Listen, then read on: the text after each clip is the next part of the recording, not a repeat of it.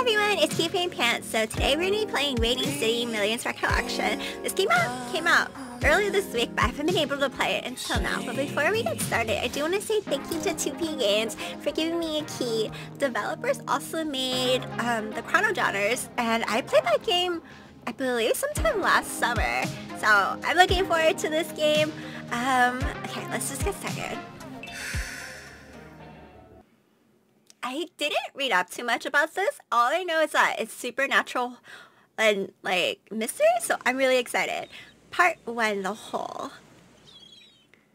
Oh, okay. Lucian conjured an image in her mind. I thought there was supposed to be voice acting, but maybe it's because I set it to English and it's not voice acting? I don't know. A white cruise ship sailing across the vast ocean, its bow slicing through the waves, creating a melodious roar of water. Flocks of seagulls glided on the current, slowly drawing near. After the rain, the sun shone brightly, baking the deck that had been washed by the night's storm. Passengers awakened from the tempest of the previous night, now embarking on a new day of life aboard the ship. Damn, that's a very flowery sentence. But it does give you a good image about what's happening. Suddenly, the leader among the seagulls issued a piercing cry, seemingly beckoning its companions to keep pace. The surrounding seagulls, stirred by the urgency of their leader's call, swiftly converged, curious about the new discovery that prompted such an eager summons.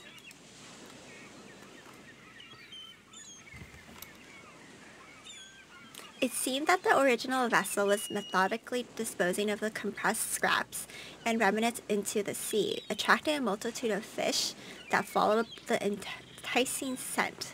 This in turn allowed the eagles to indulge in a lavish feast merely by following the ship's wake. The crescendo of their call summoned an ever-increasing flock of seabirds. Even the passengers aboard the cruise were drawn to the scene, reminiscent of a landscape painting, eagerly taking out their cameras to capture the moment. I wonder why she's dreaming of or thinking about the sea. Is it because of like waves and stuff, so it's like tranquil? I don't know. Amid the clamorous passengers and squabbling seagulls, the cruise ship immense smokestacks languishingly oh my god, let me read that again. Amid the clamorous passengers and squabbling seabirds, the cruise ship immense smokestacks languishingly exhaled thin whips of smoke that painted the skies bright and the ocean calm. Lucian recalled the teachings of her psychology professor on how to study turbulent emotions. Envision a safe sanctuary in your mind. I guess her safe space is on a boat or in the ocean? I mean, that's one. I feel like that's not what most people think of, but I guess to each their own. But limit yourself to 3 seconds. The ticking time bomb in front of you, your necrotic finger, or the footsteps outside the door could, at any moment, be your escort to meet Jimmy. Jimmy? Huh? Who's Jimmy? No one in the classroom knew that Jimmy, quote-unquote, was actually the teacher's favorite musician. However, his mention was followed by a laugh that sounded eerily like a howler monkey, sending into an outrageous laughter. Okay. The laughter now seemed to float above the cruise ship, mingling the tendrils of the smoke. Lucian felt her tension dissolve completely. Okay. I feel like it's not confusing, but it's more like, I don't know if I would feel calm or safe in that kind of like environment if I have anxiety or something. Oh,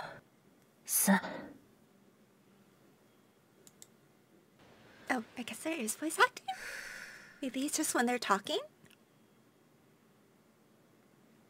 Oh, yeah, I think it's only when they talk. Okay, Lucian counted 3 seconds, and her vision, which had been missing for so long, finally returned home. She could see the familiar ceiling above her, but her body remained paralyzed, unable to move, not even her eyes. Does she have sleep paralysis?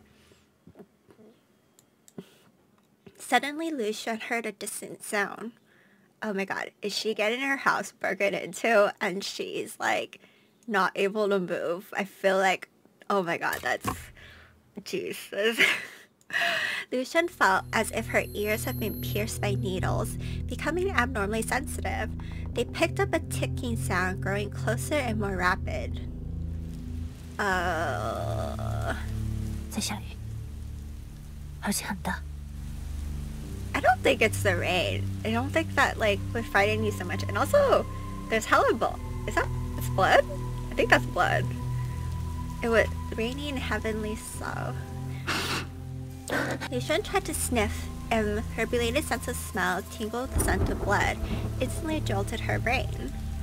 This also made her desperately want to regain the last sense not under her control.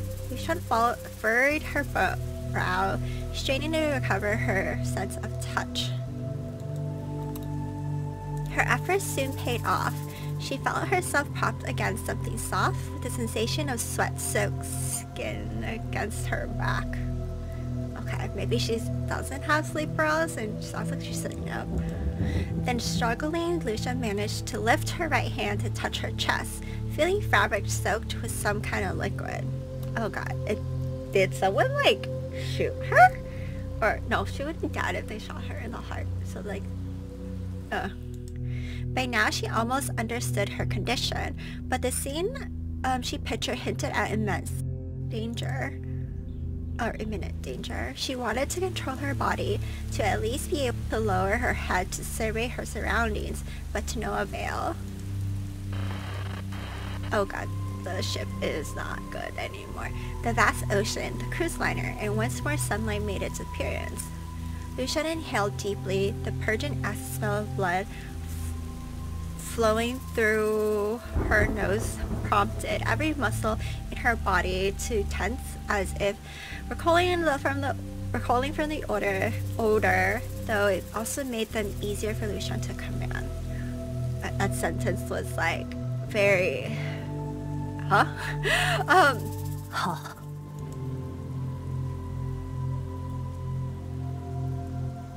Oh, it's blood. Lucian turned her head to survey her surroundings. The living room of her home, or her living room, was dark because the lights were turned off. Despite the gloom, it was clear that the usually ordered furniture had been tossed about, as if a typhoon had ripped through the area. I don't feel like it's that messy. I feel like it was. I feel like the books would be more on the floor and like more of this all over the place, but you know what? I should stop being nitpicky.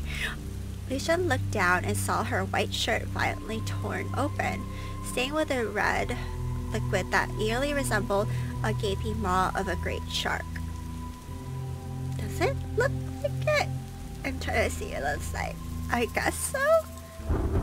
Slipping her hand inside, she found her bra still in place, though its front clasp had been ripped apart. It's as if someone had used a sharp blade to viciously split her chest open, causing blood to spatter everywhere. Yet her chest bore not a single scratch. Lucian momentarily set aside her doubts, pushed herself from the couch, and immediately heard a thick, dripping sound behind her. Oh my god, is whoever that did that to her still in the room and just watching her? Oh my god, is this uncomfortable?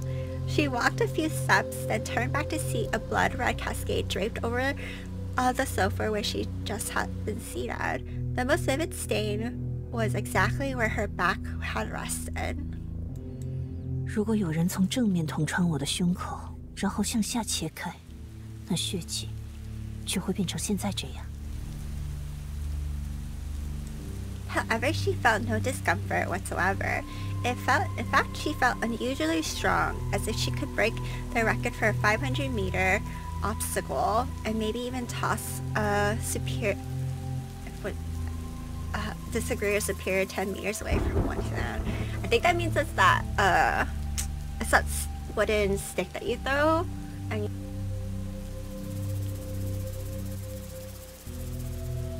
I think there is a name for that though.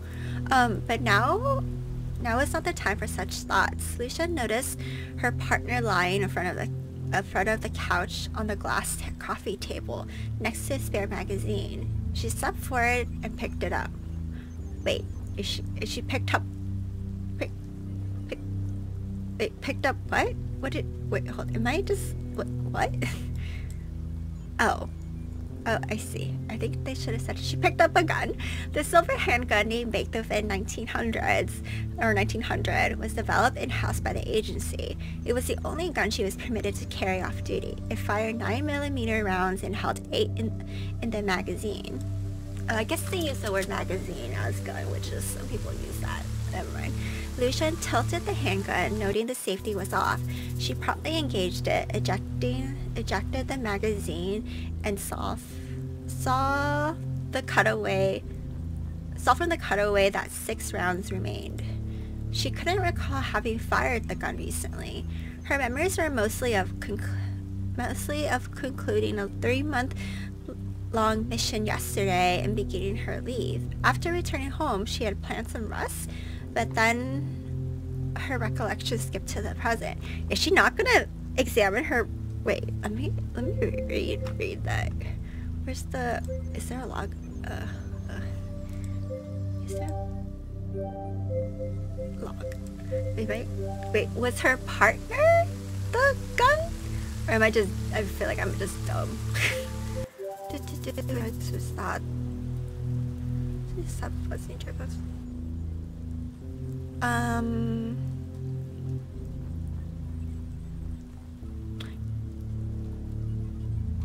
That was, yeah, next to her, close to her partner lying in front of the couch. Yeah, that means...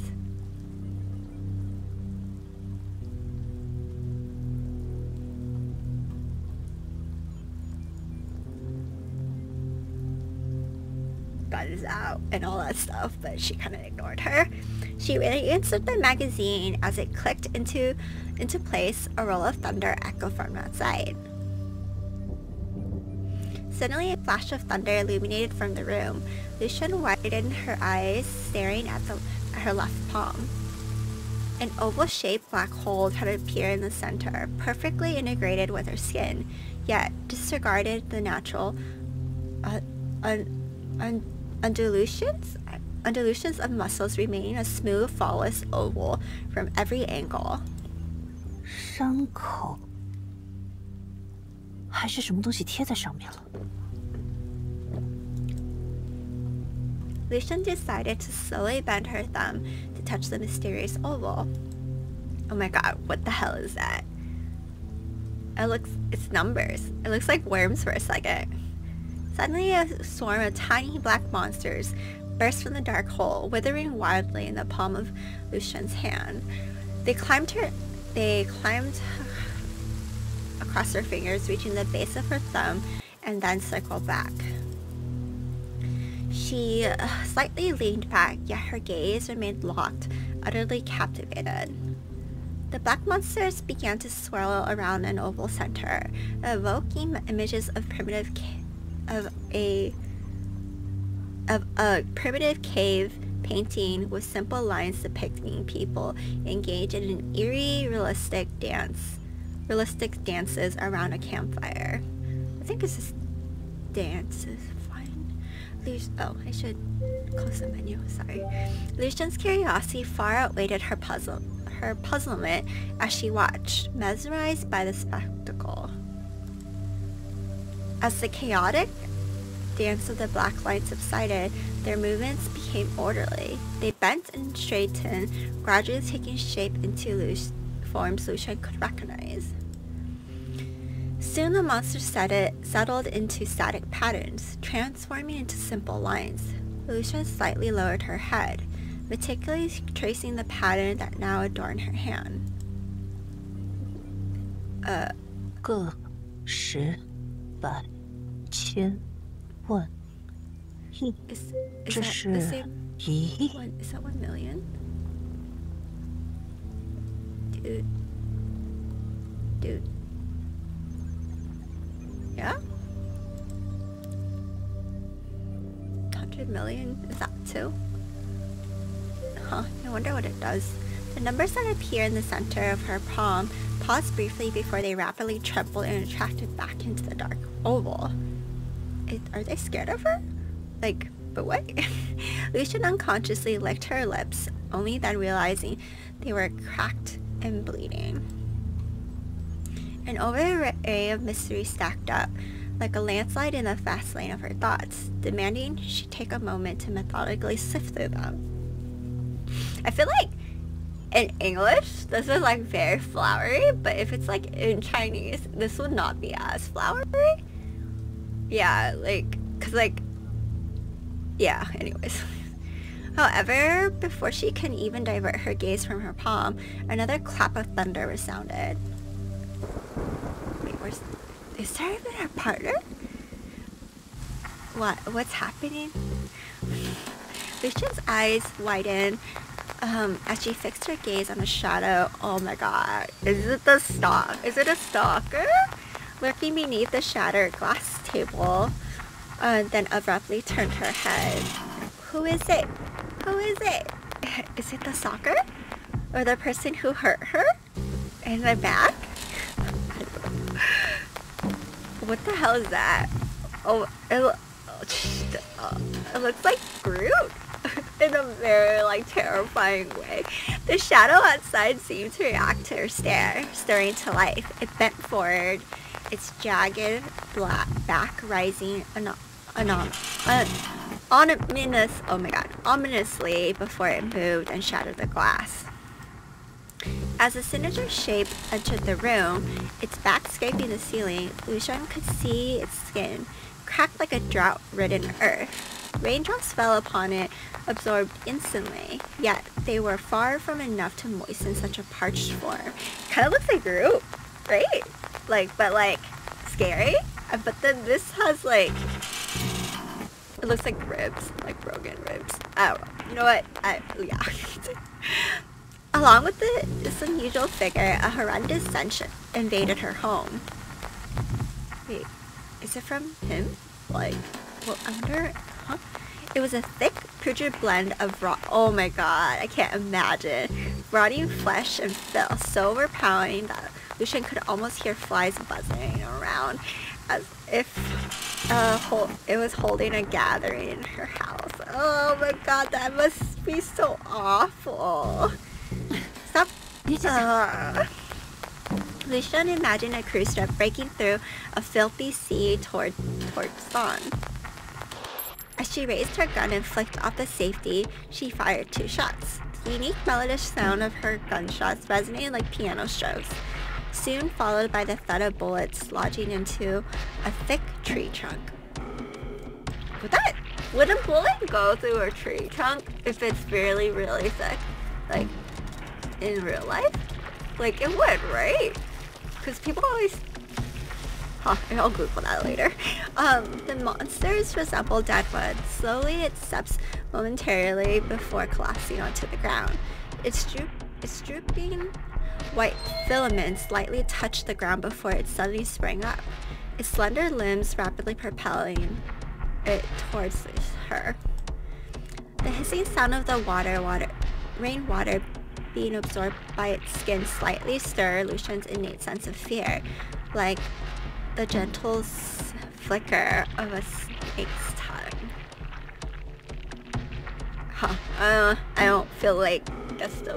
okay.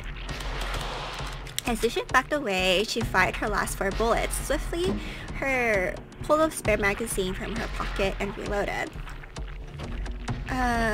But just as she chambered a new round, the monster caught up with her and knocked her to the ground, a suffocating stench enveloping her. Oh my god, I can't believe getting knocked out, and then you have to smell that, and you're like, oh my god, I think I should just start throwing up.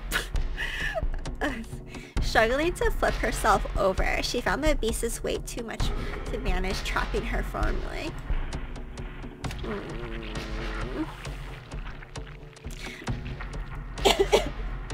Excuse me. The rumbling sound of the massive tree moving caused Lucian's head to ache. The dark deadwood monster split open its trunk, revealing a dark green diaphragm that withered continuously.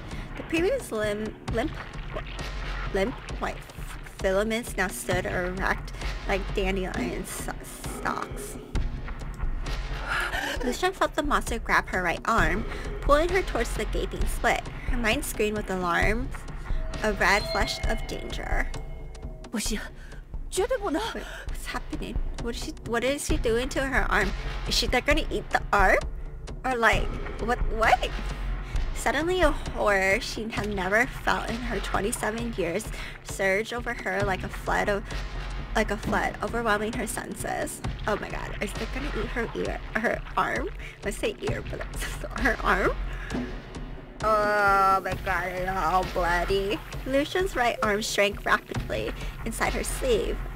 Oh, she's sucking the life out of her arm.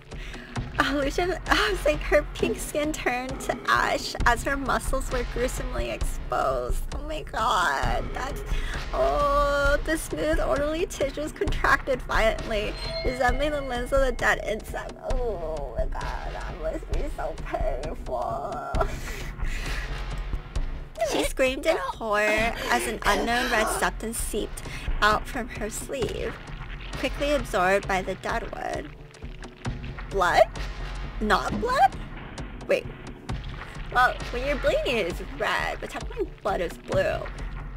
But like, what?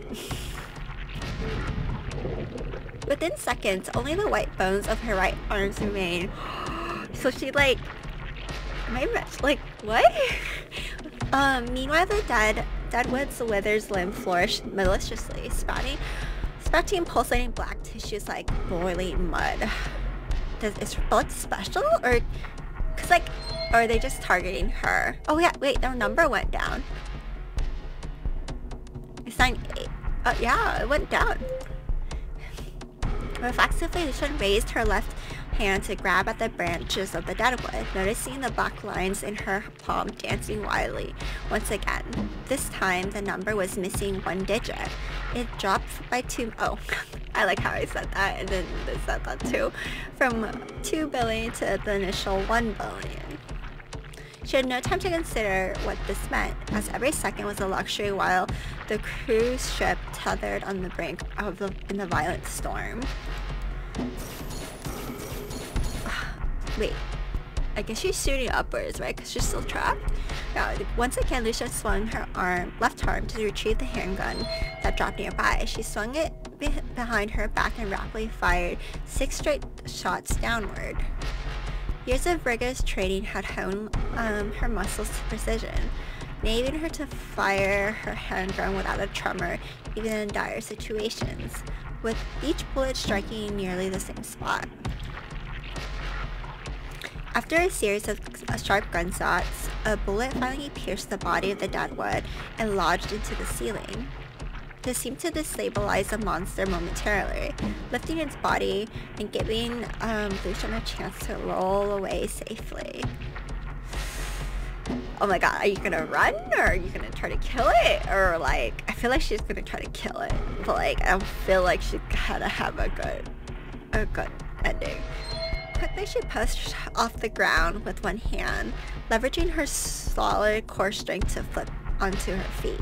Once stable, Lucian immediately checked her right arm. Ooh. It was unharmed, but the terrifying sensation he had experienced with the vigorous black flesh on the monster were stark evidence that her arm had temporarily vanished. Wait, what? So it didn't, I guess, like, it wasn't long enough for it to be completely disappeared? Lucia switched her empty handgun to her right hand and glanced again at her left palm, where the number now read 96 million. Huh, keep going down. 又少了一些。原来如此。I don't... Is it every action she takes it goes down? Is it? I don't know. Gasping for breath, she temporarily set aside the scattering debris in thoughts to concentrate on the monster before her. The dead would seem enamored with the bulging back muscle of its body, swaying as though appreciating a fine wine, clearly not yet satisfied, and poised to attack Xiao again. She wants more blood. But as it bent forward, it erupted, twisted, and froze facing the window. Xiao glanced outside and noticed the rain was easing soon to stop. Is there something outside, or is it just the rain? The dead would seize the moment, flipped over, and crawled out the window into the night.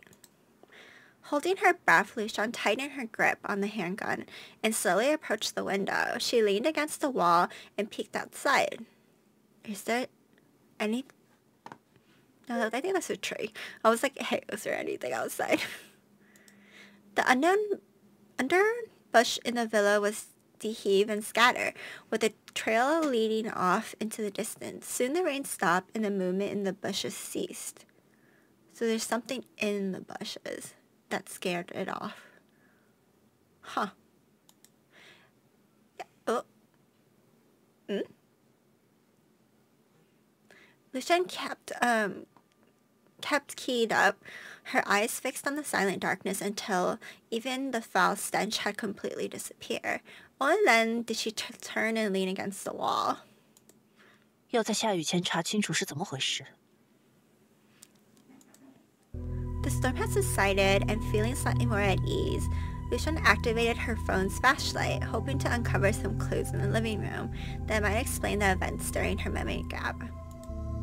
However, the recent scuffle had left only chaotic prints on the floor, somewhat resembling animal hooves or snake-like marks, likely just muddy stains left by an intruder who had entered during the rain. Yeah, her window's also broken though, so are people gonna does she have neighbors? I feel like neighbors are definitely gonna... Did they break into the others then too? Realizing the urgency of the situation, she quickly pocketed her phone and headed into the bedroom. Oh, is she going on the run? Or is she just packing and leaving, just in case the monster comes back? There were two wardrobes in the room. The left was filled with a variety of clothing, reflecting recent fashion trends and several unique pattern and material canes at the bottom.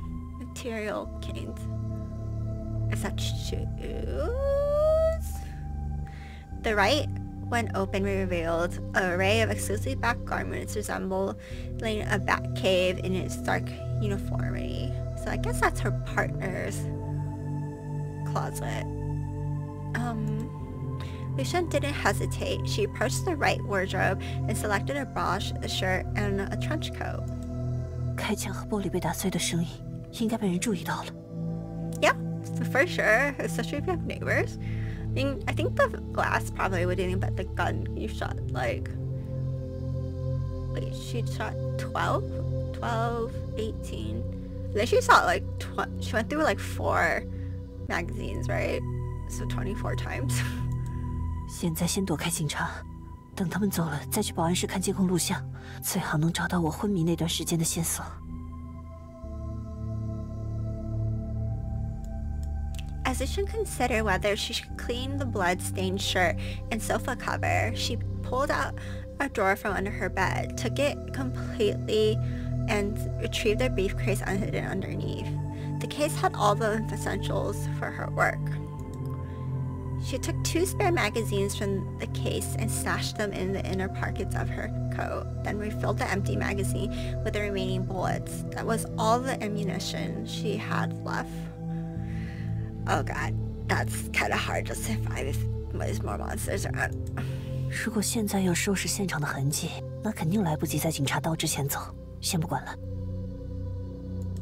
还有手上这个莫名其妙冒出来的洞，和这些事情恐怕都有关联。现在先到白薇那儿去看看，他能不能查出点什么。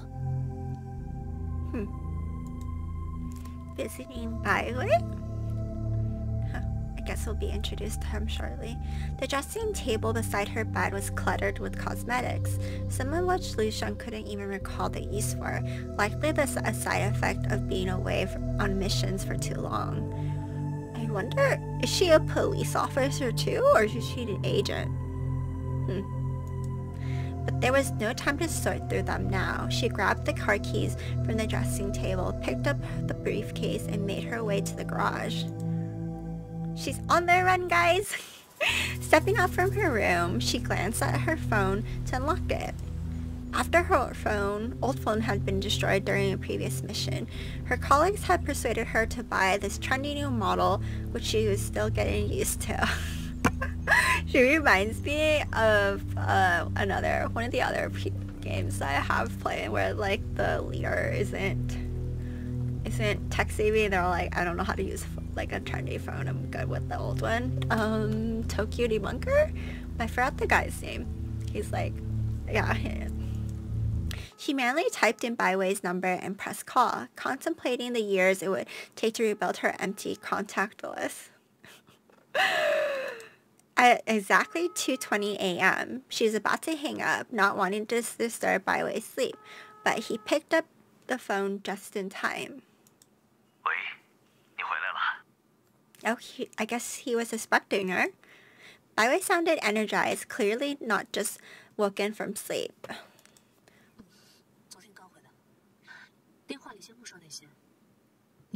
Wait, is that...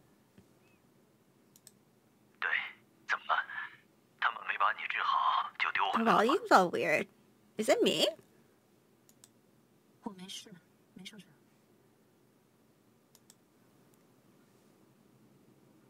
Baiwei's awkward concern helped blur the lingering fear inside Lu Shan, replacing it with the gradual ease of the gradual sense of security.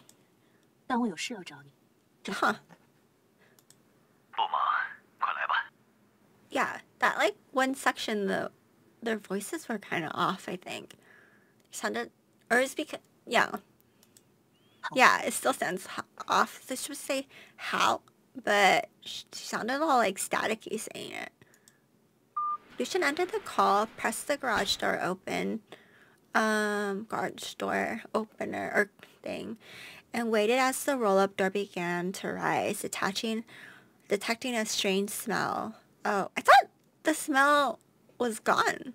I guess it's like whatever is lingering. The foul odor left by the monster was now more annoying as her adrenaline had subsided. She had planned to grab the citrus scented roll-on perfume from her car storage box once inside. Just a quick shake and application on her wrists and behind her ears would allow the fragrance to rapidly evaporate from her body heat.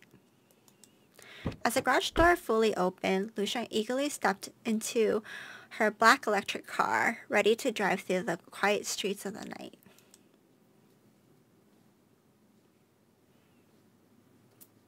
I thought she was like, oh, there's like 3 AC fans. I haven't seen that in like a long time, kind of a car model. On the midnight road, only Lu Shan's car waited at the traffic light. She took the chance to reach into the compartment and pull out a bottle of perfume. The cylindrical bottle was frosted glass. For some reason, she couldn't recall what banner it was, and no lettering on the bottle offered her an answer. It must be been on the box. She didn't think much of it. The bottle was nearly empty, and she was indeed in the habit of wearing perfume. She popped open the cap, letting the roller ball glide across her wrist and neck. At once, the fragrance of rosemary mixed with lemon and rose began to spread. And with it, the cruise ship in her mind finally reappeared, sailing once more across a calm sea. The sight filled Lu Shan with a composed serenity. Just as the light turned green, she pressed the accelerator and continued towards the clinic. She disliked the thought of dragging Dr. Baiwei into this inexplicable manner, but yet, given her present predicament, this was something I had to do, wasn't it?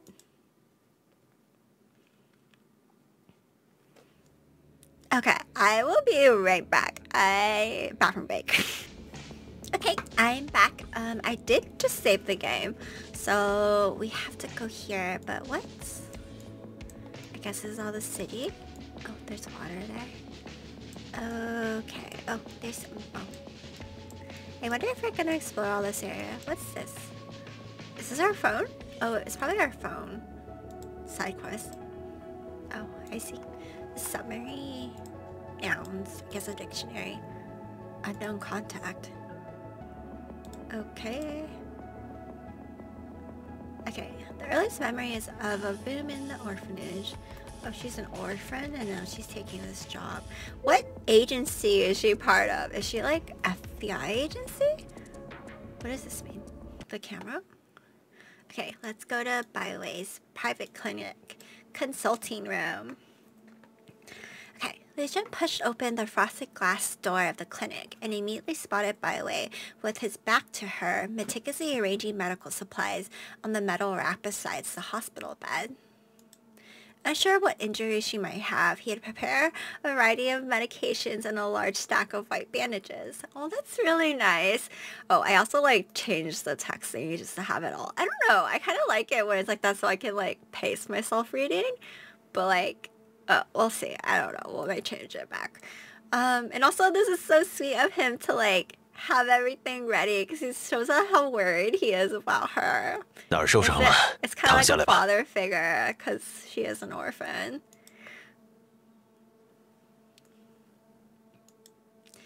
Lucian waved her hand to indicate she was really fine, but Byway looked over her. But Byway looked at her skeptically. After a thorough check, he finally felt reassured enough to. 那这还是你第一次凌晨赶来诊所，身上却没带着几个冒血的窟窿。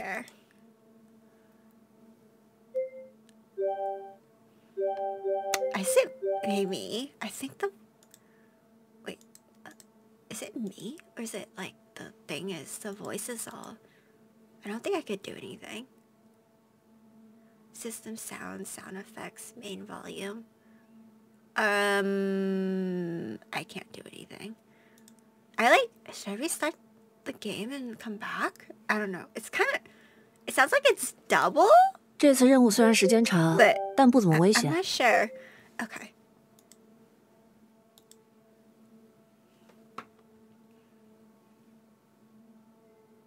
I guess when they read, it's like normal. Or like paste up. Lucian responded. Oh, that's me. That's because I rechanged it back. I don't know. That's too slow. Lucian responded, walking over to the window and pulling back the curtains to ensure that the dark sky was not beginning to rain.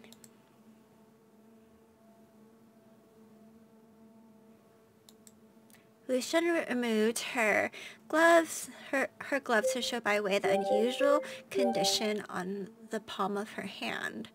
Okay, that's gonna annoy the shit out of me.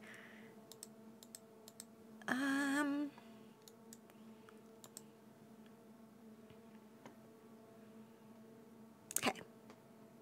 I'll just do it like this. Byway, now 47, had previously studied in Canada and worked there as a surgeon during the time of frequent large-scale protests and riots. Renowned as an outstanding orthopedic specialist, it was routine for him to perform 5 surgeries a day due to the heavy caseload during those tumultuous times. After the situation had stabilized, 7 years had swiftly passed.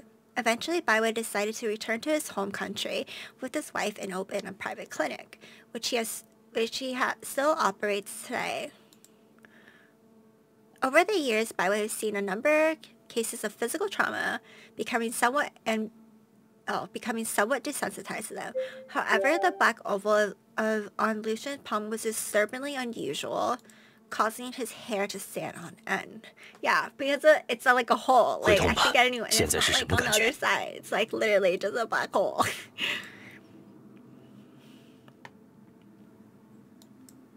Byway grasped Lucian's wrist, leaning in closely to inspect any sign of the Blackie cups tearing through her palm, but he couldn't discern nothing.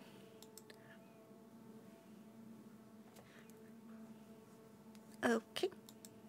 Lucian nodded, double-checked that it wasn't raining outside, and then followed Byway out of the examination room. As they walked, she began to explain the chaotic scene at her home and encounter with the deadwood monster.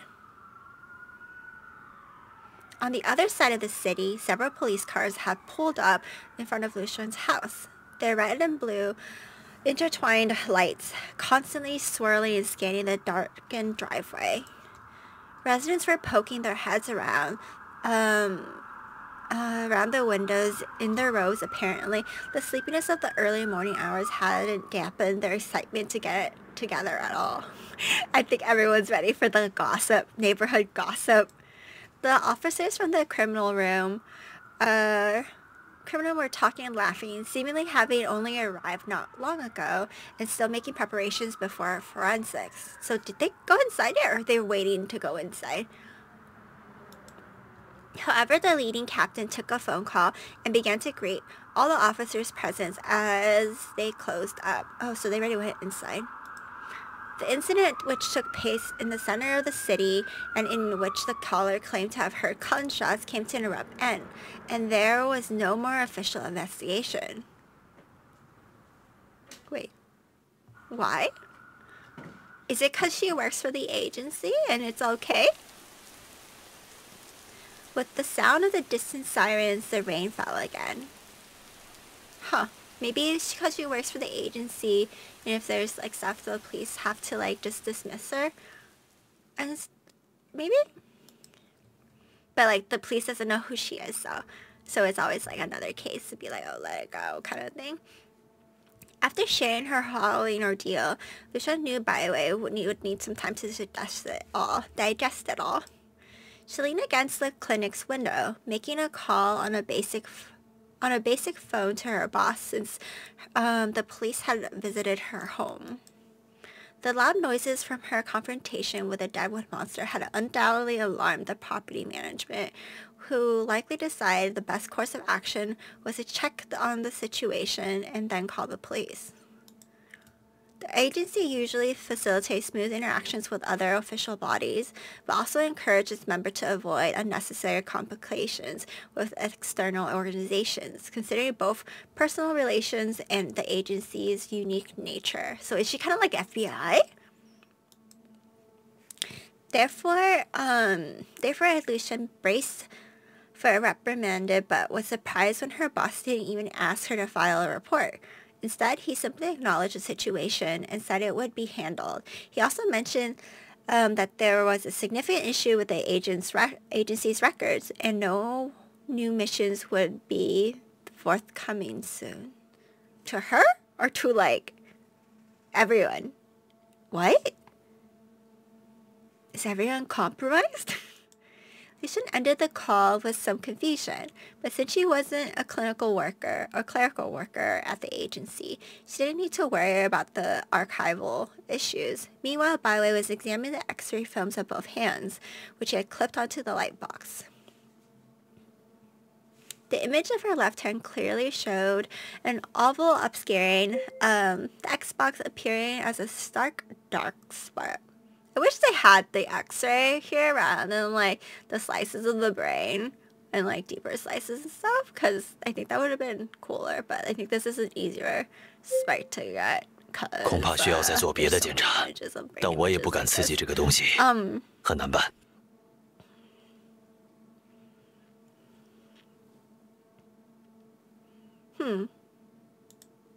Lucia nodded, pondering her next steps. 除了我之外，还有人经历过同样的事吗？ She couldn't find help here. 我有个皮肤科的朋友，见多识广，我会去问问。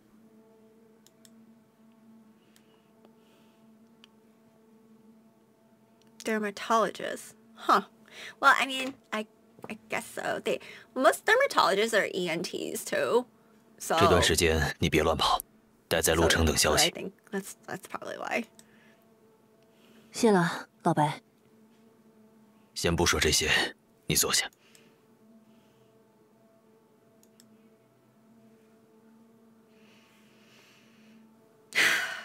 poor her.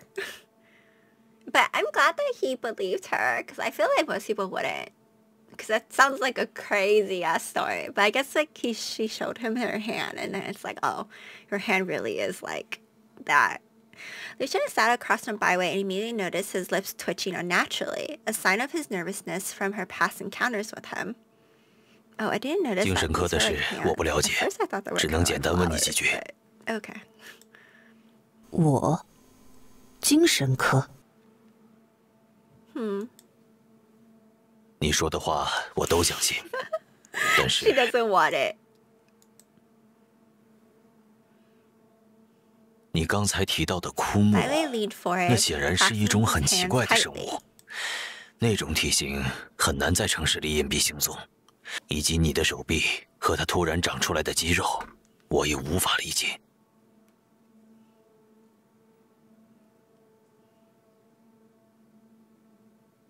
Okay, well that makes sense. 在此之前， like why would 你从没 it 见过这种东西 be, 吧？没有，我是第一次碰到。我知道，你这行的人面对突发情况有办法保持冷静，但这次跟以前可没法比。绿璇，你明白吗？这已经不是心理素质的问题了。你现在给我的感觉不太对劲。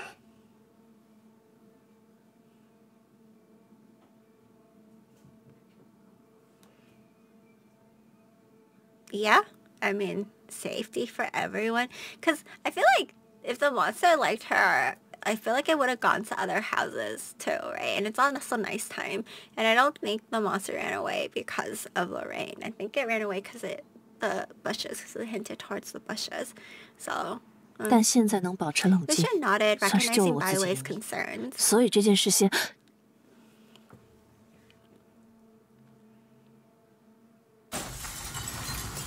She just what happened? What is it here? It followed her? Cause that window just broke. As Lucian heard raindrops striking the awning, a hissing sound quickly followed, accumulating in a deep, deafening crash. Oh my, let me read that again. As Lucian heard raindrops striking the awning, a hissing sound quickly followed, accumulating a deafening crash of shattering glass. 先出去。 Oh god, it's here. It's here. It has to be here. Oh my god. This mouth wasn't open last time in the white film. There's the mud, right? This is the mud? She kicked Byway's shovel chair out of the way and bent down to draw her handgun. As she disengaged with safety, she opened fire in the deadwood monster that had burst into the clinic. Bullets hit it, but it twisted and withered, pulling itself completely into the cramped clinic while foul stench filled the air. So I hope the doctors, Byway's like running right now. It doesn't chase him, but, or maybe he'll go for him first and then go for her? Because like, he doesn't have anything to protect him. Unless he has a gun too. And I just totally like skipped that. Byway pushed to the doorway by the momentum of the chair, opened the door and dashed into the clinic's lobby, speaking, oh, okay, he's fine. Oh my god, there's other people there? Evacuating the night shift shaft. Oh my god, everyone needs to get the fuck out. Okay, so I think we know that this guy is after her. Because I feel like, why not get everyone else who is like unaware of you? Because you're at a hospital. There's like patients and nurses and basically all the other floors, right? Or wait, no, she's not a hospital, but the film sounds like he has like a good amount of staff on the nighttime, so sounds pretty big. Anyways, in the bright light of the clinic, Lucian could finally see the monster clearly. It was less of a monster of deadwood and more of a black wither skeleton, uneven and gaunt. Now lacking muscles, nerves, and organs, all of which seem to want from Lucian. So if it sucks her completely and draws like I guess her life force, would it turn human? Is that its goal? Like, I don't know. Because, like, this is forming to be a better, like, image. Vision fired off her remaining 4 bullets without hesitation, quickly swapping the empty magazine for the full one she had ready, and prepared for another round. I think this is the second to last one, because she had 2, and then she had, or maybe she has 2 more. I think she put 2 in her suitcase, and then I think she had 1 in the backpack, or this is the last one. The monster seemed overwhelmed by the onslaught. It thrashed its black muscular parts, flinging a large medicine cabinet towards Xiao. The heavy metal cabinet, mixed with shards of glass, hurled towards her. Forced to cease fire, she dodged the cabinet by a flying medicine jar, but a flying medicine jar almost tripped her, causing her to stagger. Wait, why is it black? Oh my god. Like, taking advantage of her momentarily imbalance, the dead wood monster leapt towards Xiao, charging directly at her. Oh shit.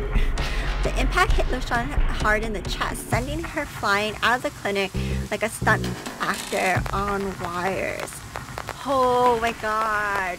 So like, so she flew out of the window basically, right? Like where the window he broke. She tumbled into the ground, quickly regaining her footing, and sprinted towards a nearby storage room. As she ran, she noticed several gashes across her chest, where the monster's branches had struck her, with blood slowly seeping out. Oh no, she's wounded. Also, I wonder how high she was at the floor. I feel like that's so much pain, but I guess adrenaline's like kicking in. Glancing back to make sure the deadwood monster hadn't followed, she checked the palm of her left hand. Thankfully, there were no wildly dancing numbers this time. Yeah. The monster, typically aggressive, hesitated and moved cautiously. It coiled its bodies and crept slowly into the storage room, its head-like structure swaying unnervingly. Why? It was pretty aggressive earlier. Yeah, it was like, huh. Xiao contemplated attacking the clump of black muscle again, hoping it might be more effective, but she suddenly noticed something odd about the monster.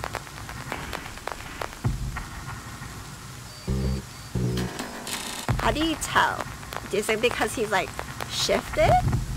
Or like he doesn't have eyes, so like his body must be like, or his entire trunk must be shifted? The deadwood wasn't alert to her gun. Instead, its curled body was aiming slightly toward the right of her. Keeping her gun aimed at the deadwood, Xiao quickly glanced to her right. Well, I guess I was right. From the shadow, a monster that was almost but not quite human approached her. What is that? Is she a wolf? Or a doggo? Or is she like, what are the things that are like horse? Or maybe she's a horse and human body on top? What are those called? Oh my god. And from her angle, it seemed to be smiling. Yeah, that's right. Is she happy to see her? Or is that her, yeah, she does look like a wolf. Look at that, those talons.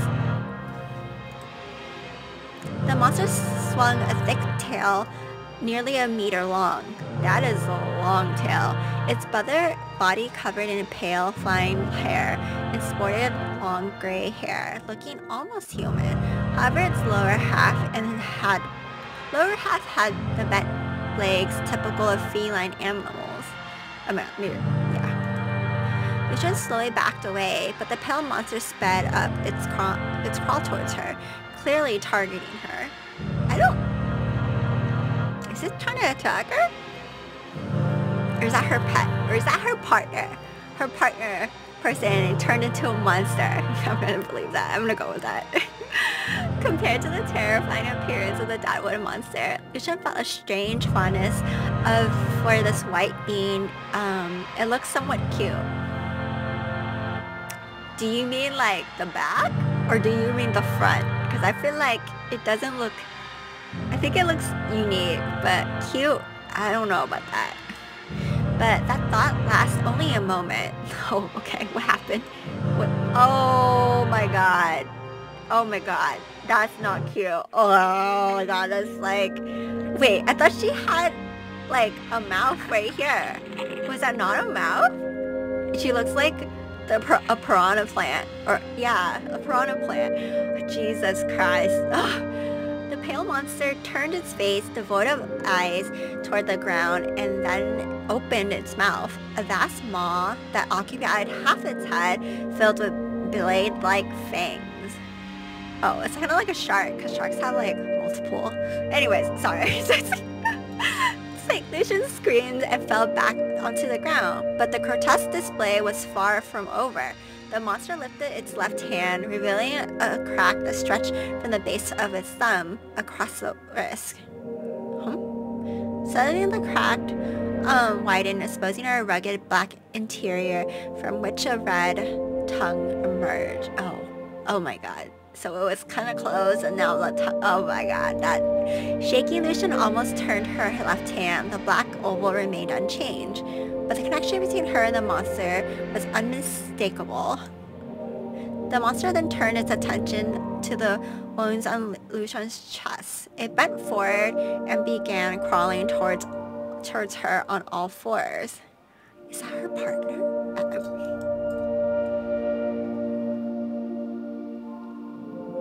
Maybe it's like an old pet from before at her orphanage, and they like came back to life, and now they're just like this, and this is their price. Who knows? Lucian warned, perhaps unnerved by the monster's disturbing human-like appearance, however ignored her warning and accelerated its pace. Before Lucian could raise her gun, the monster had already lunged into her arms. Now on the ground, the monster had opened wider, and its thicker, more agile tongue licked at Lucian's bleeding wounds running across the surface of the tongue were black lines, identical to those on the palm of her hand. But the ones on the palm of her hand, it looked like numbers, right? Lucian threw her head back, her teeth chattering as she gripped the gun tightly, her fingernails digging painfully into her skin. Oh, we totally forgot about this guy. The deadwood monster, seemingly unable to resist itself any longer, suspected that the pale intruder was there to steal its prey. However, with the chance to restore its own body so close, it wasn't about to relinquish this opportunity. It had spent too much time in the sewers. Oh, okay, that's why it smells like gunk and everything else. But would you smell like rotting flesh in the sewers? I don't think so. Unless there's like rotting flesh in the sewers. The pale monster attacked first. Organs on either side of its head suddenly opened, and in an instant it darted beneath the deadwood. What happened next was something Lucian could never have imagined. Is that eating the thing? Or breaking it or eating it? I can't tell. Accompanied by the sounds of cracking wood chips and the heavy tearing bark, the pale monster began to she's eating it. Its massive mouth positioned atop its head, tore apart the deadwood's body and started to devour it. To Lucian, the deadwood seemed to crumble like a chocolate wafer, scattering fragments as it was consumed by the pale monster. I don't think describing it like a wafer is like the best choice here, but it's okay. Because it smells like flesh and grossness. I don't feel like I want to associate that with a wafer. The deadwood thrashed wildly, cracking the walls of the warehouse and leaving dark scratches where the signs hung. Meanwhile, the small predator used its strong tail to stabilize itself, treating the deadwood's resistance as it was merely a swaying of a revolving western, and continued to gorge itself. That's why he was scared of it. Its left hand even reached directly into the horrific crack in the deadwood that had been feeding on Lucian's arm. extracting soft tissue to stuff into its gaping maw. Lucian slowly stood up, leaned against the wall corner, debris scattered around her, and black fluid from the deadwood's shattered body pulled at her feet. She gripped her handgun, unsure of what to do next. All the knowledge and skills she had seemed useless against this surreal scene. The weapon in her hand was her only support, but if this pale monster turned its appetite towards her, would the handgun really be effective? No, you'd just be dead. Like, you'd just be dead. I think you'd just be dead. You just have to admit that to yourself. Her mind briefly conjured a terrifying scenario. An earthquake struck the ocean where the cruise ships sail. I think it's better if you just put, like... Okay. And slicing the cruise ship in half. Why would you... I feel like hitting an iceberg, making it sink would be better, but sure. 3 seconds later, Lucian was jolted back to reality. The deadwood monster had vanished, leaving only fragments in a pool of black liquid on the ground. The scene before her was more eerie than anything she could have imagined.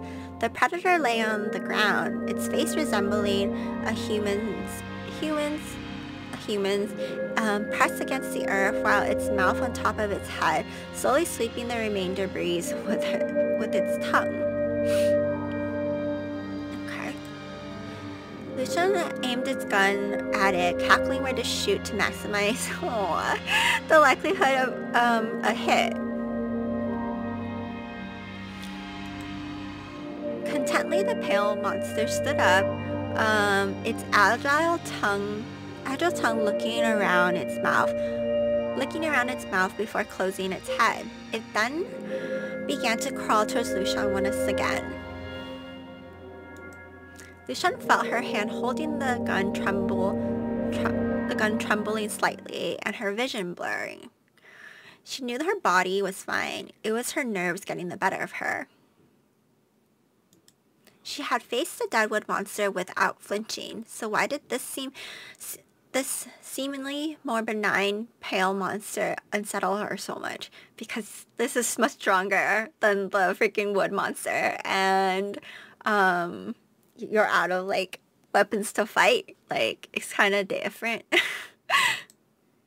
The monster paused in front of Lucian, paced around her like a dog, and then settled down at her feet. It folded its appendages it had previously extended, now seemingly completely relaxed. Huh. Then she's a dog then? Not a wolf? I thought it was a wolf. I don't know. It looked like big. As she should consider whether she could have handled the deadwood monster alone, had this pale monster not appeared, she questioned its intention. Was it hostile? So she ignored the resemblance it bore to her? Oh, okay. So I do think it is her partner. Yeah, I'm gonna stick to that. It is her partner or someone she has known as turned to this. She answered these doubts with a no, then secured the safety of her handgun and tucked it in her coat. Carefully, she bent down and reached out to touch the pale monster's fur. The moment she made contact, she felt the warmth of a living being and the rhythmic thumping of its heartbeat. Can you feel a heartbeat just from touching? Like, I feel like I pet my cat all the time. I don't feel like I feel her heartbeat. I feel like I have to touch like her chest, but I don't really pet her on her chest. It's kind of, you know. Gradually, Lucian placed her hand on the monster. In response, its thick tail rose quietly, pressing against her back to support her weight and curling at a comfortable angle to allow her to sit and rest.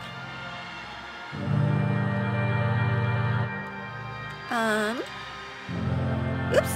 The seemingly friendly monster extended its neck and turned its head to gently touch Lucian's cheek. The hard ridges around its massive mouth scraped. I was like, hey, I really like you, but you know, you're kind of scratchy. But she dare not move abruptly, choosing instead to reluctantly appreciate this dangerous act of kindness. I feel like is her skin like kind of like ripped because it's like edges? Oh, that's how she looks like. Oh, are we part 2 in the heart of the sea? So I didn't watch anything to like spoil myself, so I don't really know. So I didn't watch the trailer, so I kind of like just want to like not see it and like get surprised. But let's see. The cruise ship decomposed, made its way through the sea, propelling by waves flecked with a milky foam, heading toward Logo's dock. Oh, I should save. Actually, oops, why do I press log? Save.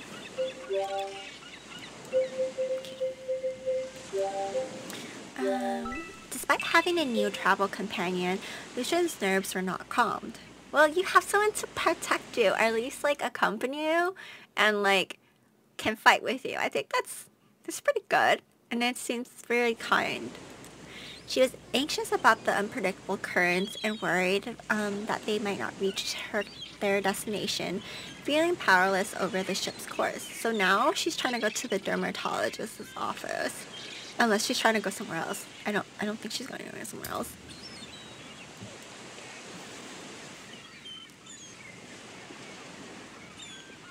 Meanwhile, her companion seemed relaxed and at ease. She invited Lucian to the balcony to enjoy the endless expanse of the sea and sky while sampling some freshly brewed red tea. The sea breeze mingled with the steam from the tea, wafting its rich aroma to Lucian, which momentarily smoothed her. That must be so nice on the beach, or I guess in the sea, drinking tea with the cool air. Lucian took a sip of her tea, pushing her concerns to the back of her mind.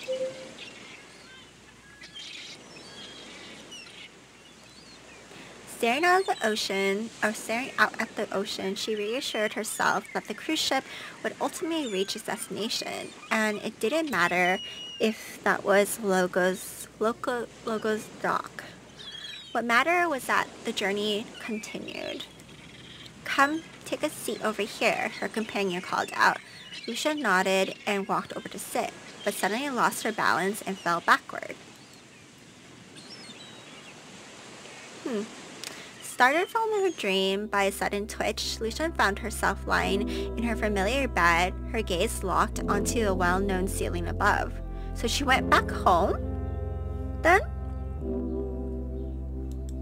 Nested beside her was a small creature, its body cloaked in milky white fur. It lay curled up, utterly still, save for the gentle parting of its great mouth. Oh my god, I would be still terrified. I'd be like... since it lacked eyelids, unlike most animals, Lucian was unsure how to tell if it was still dreaming. She thought about calling its name to see if it would respond. What's the name? Did we give a name? Or what? As she sat up on the edge of the bed, she remembered how Baiwei had paused for a long time when filling out the name on the blood test form for the creature.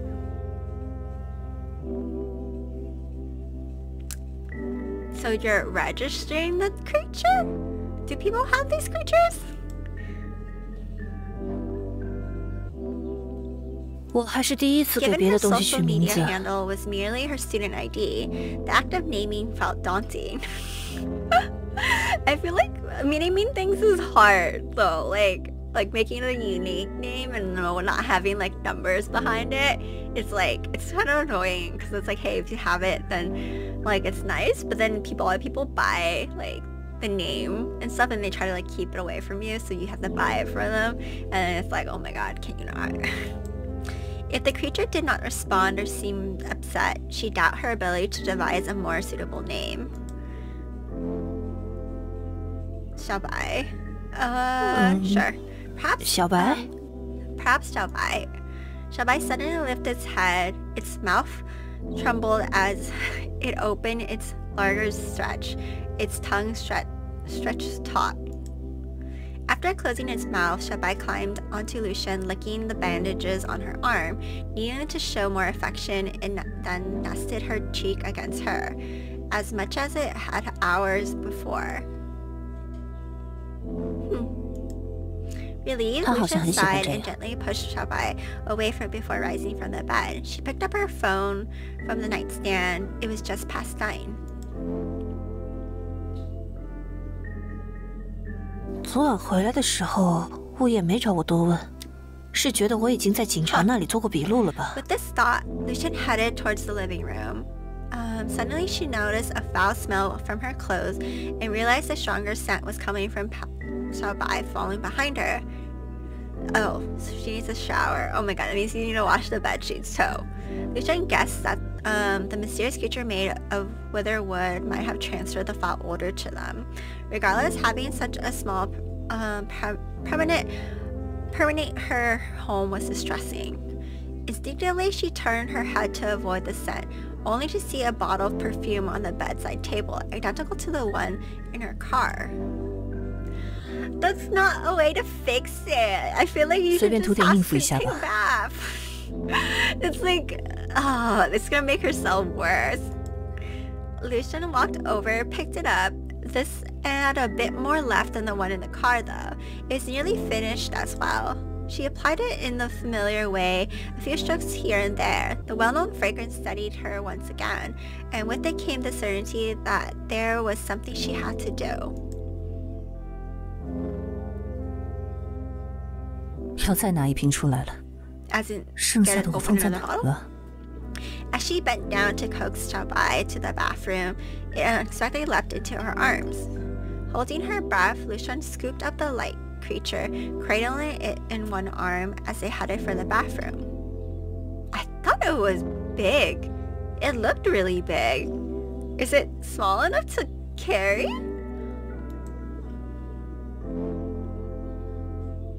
Oh my god, the blood is still there. Oh my god, you need to like clean.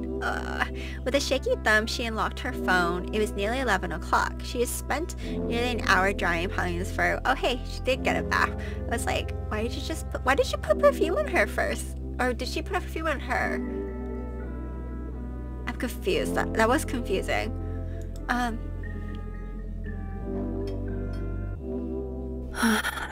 要去买个大型犬用的吹风机了。 With its human-like face and soft fur, and without showing any signs of aggression opening its large mouth, Xiaobai elicited feelings in Lucian that lay somewhere between a beloved pet and a dear friend. Well, people just say, like, a dog is a best friend's best friend. Xiaobai appeared quite satisfied with Lucian's cleaning efforts, hopping around while opening the large mouth on its head. I guess you'll get used to it. The slight tightened Lucian's chest, prompted her to push aside her fleeing affection. Xiaobai was no ordinary creature. It was a far cry from comforting companionship of a household pet, a truth she dared not forget. Turning her head away, Lucian chose not to look at Xiaobai's uneven giant teeth or his disturbing nimble tongue. She needed a moment to sit down and think through her plans for the day. The living room was in chaos, offering nowhere to comfortably settle. It seemed like her first step would have to be calling the property manager to repair the damage to her home. 把小白藏到老白那边， She was about to sit on 还 the 是 sofa to sort out the situation. 首先，这一连串的怪事都集中在一个夜晚。 这肯定和我在沙发上苏醒前的遭遇以及手心的洞有关。那接下来应该去找家门口和物业小区里的监控，看夜晚的录像。Unless the monster broke all that.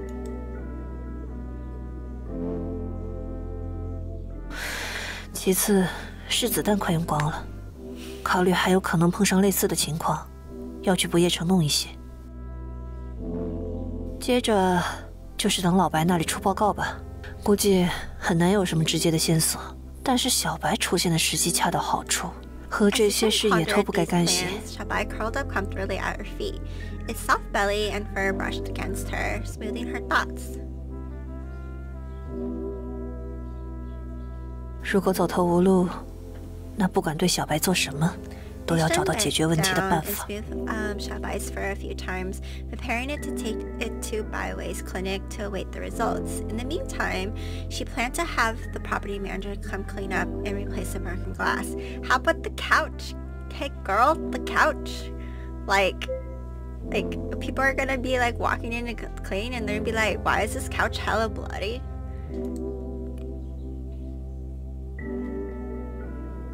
叫物业来之前，先把带血的东西拿出去扔掉吧。As Xiao pondered where to dispose of the sofa cover and her shirt, Paleon suddenly arched his back, staring intently towards the front door. Trusting Xiaobai's keen senses, Xiao immediately grabbed her handgun and readied herself, but after several tense seconds, nothing happened. She frowned, tiptoed, and moved slightly towards the door. Who is it? Someone there? Oh, it's a girl. Behind the front door was an electronic display showed the cold tone world seen through the surveillance camera. A little girl stood outside, looking around anxiously, blinking rapidly and occasionally licking her lips. Huh. After a moment, she seemed to make up her mind and raised her hand to press the doorbell. Lucia ignored the chiming sound, her eyes fixed on the screen, trying to determine if the girl was carrying any weapons. She's pretty much an introvert, right? So or she sticks with her agency mainly. So would she know her? Or the girl, receiving no response, pressed the doorbell again. 好像没拿什么东西，但也可能藏在衣服里。而且监视器的角度也看不清旁边还有没有人藏着。 The door still unopened, the girl's blink rate unnaturally increased, and as she began biting her lower lip while her right leg started to shake. Oh, is she in trouble? She looked as if she might cry soon, her eyebrows furrowed and her lips tightly pursed. I think she doesn't mean any harm, but I understand why she's so cautious, especially from the night before. The girl looked up, peering through the door's peephole, seemingly oblivious to the surveillance camera position above her. Can you... I guess when you look through a peephole usually, I feel like the opposite end, you don't really see much though. 你好，吕小姐，我的名字叫玄龟。能开一下门吗？玄什么？算了。 It's not difficult to find someone's information these days, but the fact that she went out of her way to do so was cause for suspicion. Moreover, her conviction that Lucia was definitely home suggested a clear purpose for her visit. The girl nervously increased as she glanced around and leaned closer to the door, lowering her voice as if confiding in the door handle itself. 你放心开门吧，我是普通人类。 Her words, delivered with a confident smile, only made Lucia more cautious, an understandable reaction. To the girl, this appeared to be her trump card, yet it failed to have the desired effect. She lifted her head and neck, retracting slightly as she continued. 是老板让我来找你的，他说想和你做生意。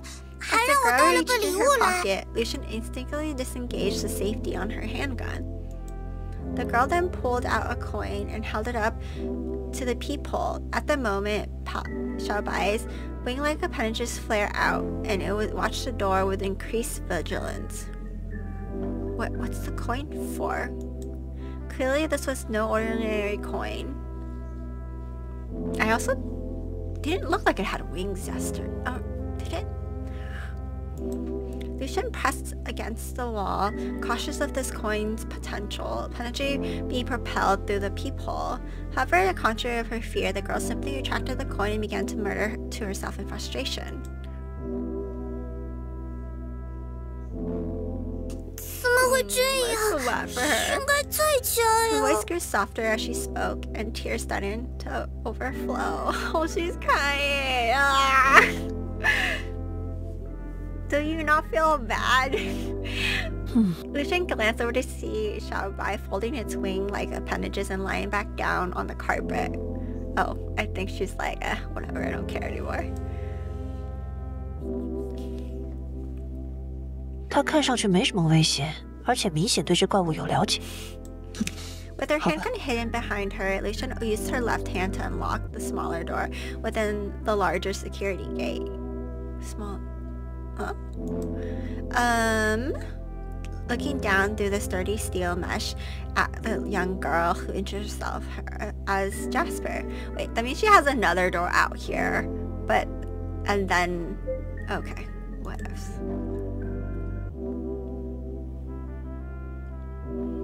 She's cute. I like her. She's really cute. 我是玄龟。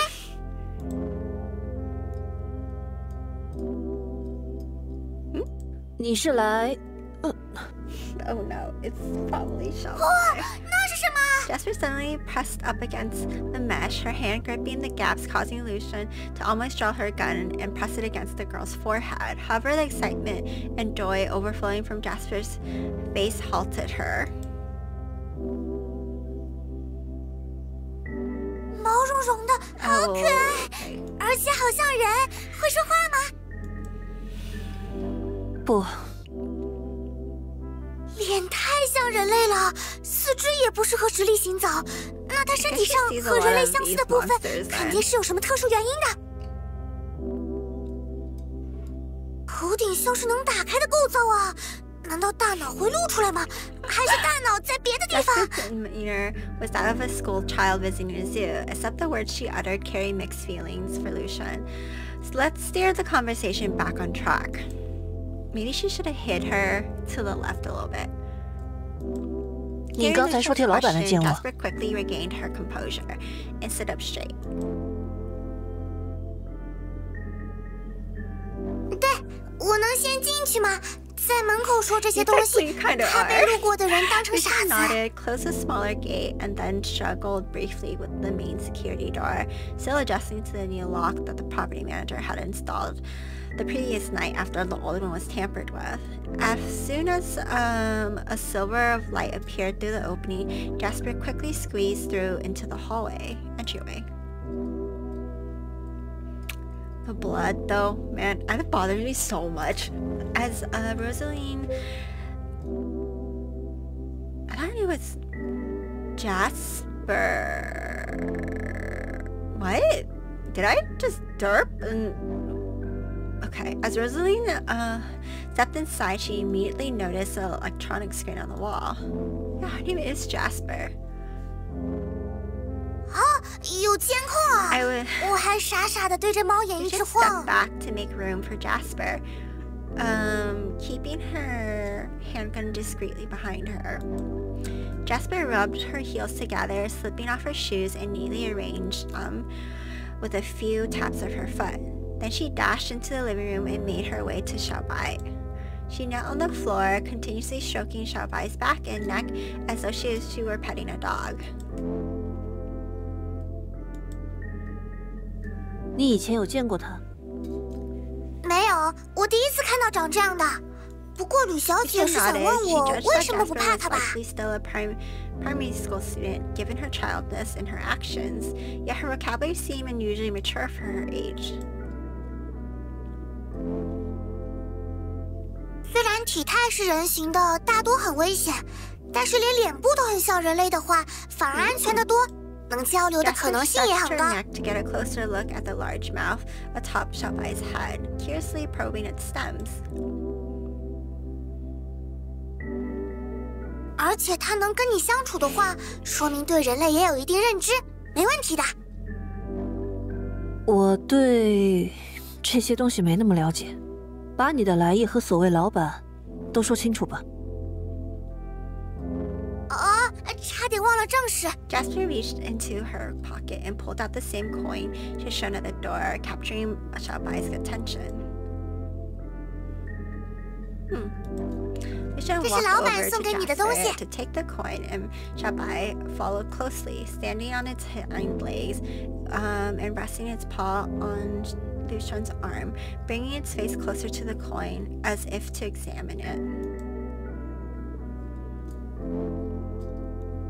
他这是在警惕未知的东西吧？就像我刚才说的那样，对他来说，人类是已知的，所以不会有什么过激的反应。The bronze coin featured a relief of limbless crustacean on one side and was smooth on the other.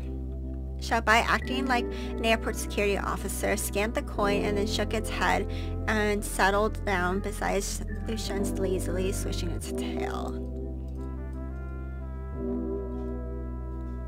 绿小姐，你看，她很像是在保护你，好少见。Boundless enthusiasm, Lucian couldn't help but see her as a child, especially given her forgetfulness about explaining the purpose of the coin. 大人和小孩的差别，就在对常识的了解程度吧。这硬币有什么用？ Jasper 哎，不好意思，又忘记了。 coin in Lucian's hand and explained. 吕小姐，你把硬币抛起来，然后用手抓住，接着手心朝上，猜它是正面还是反面就可以啦。 The coin, she pulled her right hand from behind her back and set the handgun on the table. Jasper's eyes widened in shock, and she instinctively stepped back, distancing herself slightly from Lucian. 不用担心，我现在相信你不是来害我的，不然做这么多实在大费周章。之后叫我吕璇就行。Her trust in Jasper, however, was largely based on Xiao's behavior and its reaction to the situation. Lucian definitely moved her fingers to the position of the coin on her thumbnail. Then she flipped her thumb, sending the coin spinning into the air, while Jasper looked up in anticipation. Lucian enjoyed the peculiar whirling sound of metal slicing through the air, and deliberately let the coin fall a bit further before catching it in one hand.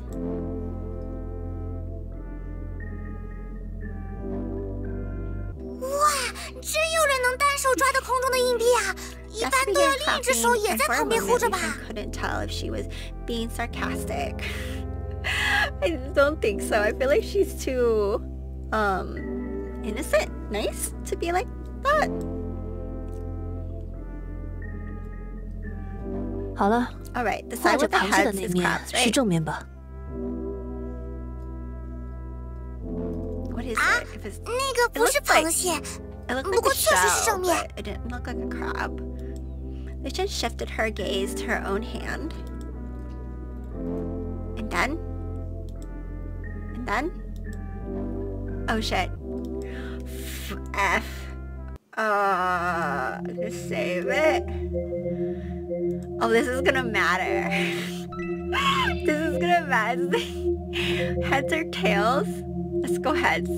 I saved it, so it's okay. Okay. 我在正面吧，螃蟹那面。 I feel like because we said 说 heads, 了不是螃 it's 蟹 a bad 啦。 idea because we kept calling it a crab. Okay, I'm just gonna go with it. This is the path I took. I should have opened her hand to reveal the image of the crustacean facing up. I mean, 哦，猜中了。 this is eerie ass music. 然后呢？ As Lucian finished speaking, the coin quickly filled with cracks, and the crustacean design crumbled like a collapsing sandcastle, turned into a fine black dust that sprinkled in her palm. Startled, she was about to shake it off when Jasper suddenly spoke. 吕璇，这就是老板为了表示诚意送给你的礼物。 Jasper gestures towards the chaotic living room from behind her. Following Jasper's pointing hand, Lucian looked up, and her eyes widened in amazement. The scattered glass shards began to move back toward the broken window. The bloodstain on her sofa slowly retracted, revealing the pristine fabric beneath the damaged cabinets, and lamps defying gravity, lifting back to its original position. Did I choose the right choice?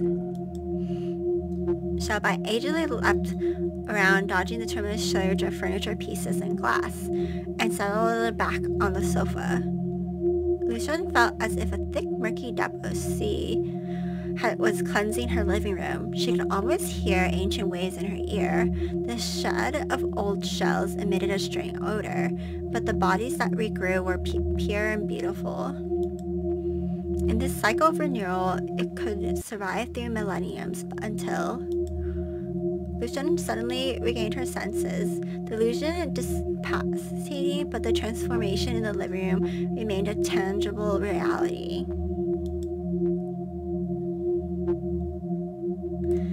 I don't know if that was the right choice. It was gonna bother me. Jester placed her hand in front of her, smiling slightly, appearing suddenly more mature. 夜晚被破坏的地方会被全部恢复，且下一次抛硬币时，只要你猜反面，无论正反，都能再发挥一次同样的作用。Choose tail, regardless of the actual outcome, you can trigger the same effect again. 这便是几丁质硬币，老板希望能借这个礼物和你成为朋友。Crumble? Lucian clenched her fist in the black dust of the coin slipping through her fingers. Yeah, how can like what? 你到底是谁？你说的老板究竟是什么人？我是老板的养女。 平时也替他打理店里的事务。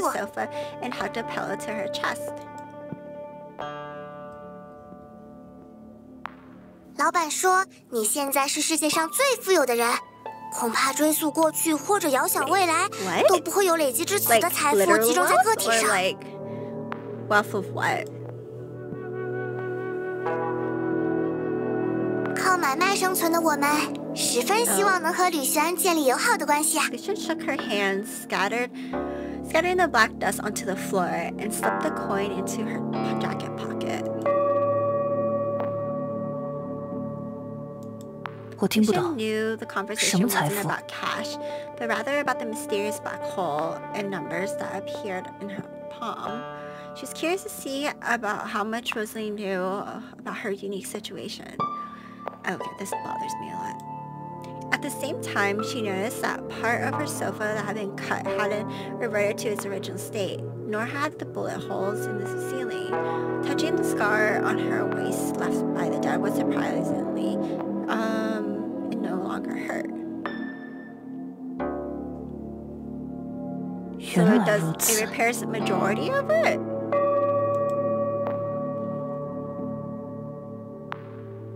老板说你有疑义，吕璇，你还没接触过使用这种货币的交易，所以对这个数量没有概念。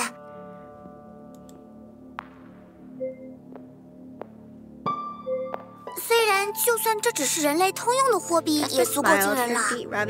Together at the tip as she sat on the sofa. 先等等。 你们是怎么知道我手里有这东西的 ？Wouldn't be difficult for Jasper to answer. If she was willing to respond directly, she would do so. If she preferred to evade, she likely had to prepare an excuse. But the usual talkative young girl now seemed troubled. She hopped off the sofa and paced back and forth with worried bows. Jasper shook her head, stopped next to Xiao, and then half knelt, leaning her body against Xiao's back. She rubbed her thick fur while she spoke. 其实我也有点搞不明白了，但是 Jasper rested her cheek against Xiao's lower back, keeping her gaze steady on Lucian. 还是跟你说吧，是这样的。 昨天晚上，老板就跟我说今天要来找你了。结果早上起床之后，我虽然还记得这件事，但想不起来老板为什么要叫我过来。而且昨天我肯定是问过了的。所以我又去找了老板，没想到他也忘了。过了好久才跟我说你身上应该有这一役，所以我这个点才到。 不然本来预定早上就来了。Had prepared in advance, just like you, but had a memory slip. Particularly about the 100 million, which he might have found out about a few hours earlier. But still, he still knows about it, right? So it's kind of strange that he knew about it and forgot about it too at the same time. The inconsistency in the details in Jasper's story made Lucian even more perplexed about what she was involved in. 对了，这些话可别在老板面前提啊！我怕他知道我说太多会生气呢。看来你们关系还有点复杂。我知道了，你接着说这1亿的价值吧。